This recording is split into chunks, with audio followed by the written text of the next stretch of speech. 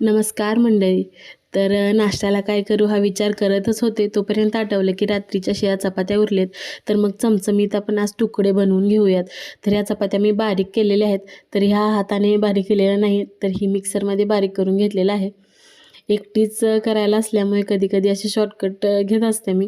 तर बारीक चिरलेला कांदा, कोथिंबीर, मिरच्या, थोडेसे शेंगदाणे, कढीपत्ता हे सगळं मी त्याच्यासाठी घेतलेलं आहे. तर आज वातावरण बघा, ऊन पडलं आहे, किती छान वाटतं. तर फोडणीसाठी जिरे, मोहरी आणि कढीपत्ता टाकून घेतला.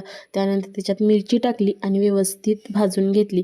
मिरची भाजून झाल्यानंतर त्यामध्ये शेंगदाणेही टाकून भाजून घेतले आणि हे सगळं भाजून झाल्यानंतर कांदा भाजून घेतला. कांदा पण व्यवस्थित भाजून घ्यायचा. त्याचा कलर एकदम गोल्डन झाला पाहिजे असा भाजून घ्यायचा. कांदा भाजून झाल्यानंतर त्यात थोडीशी हळद आणि थोडासा गरम मसाला टाकायचा. तोही एकदम व्यवस्थित मिक्स करून घ्यायचा, जेणेकरून तो मसाला भाजेपर्यंत.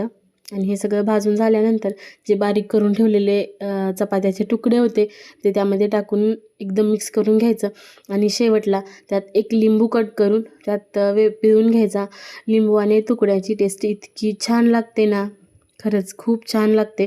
त्यावरती आपल्याला बारीक केलेली कोथिंबीर पसरवून घ्यायची. तर कमेंट करून नक्की सांगा कोणाकोणाला तुकडे खायला आवडतात, ते पण दह्यासोबत. राशी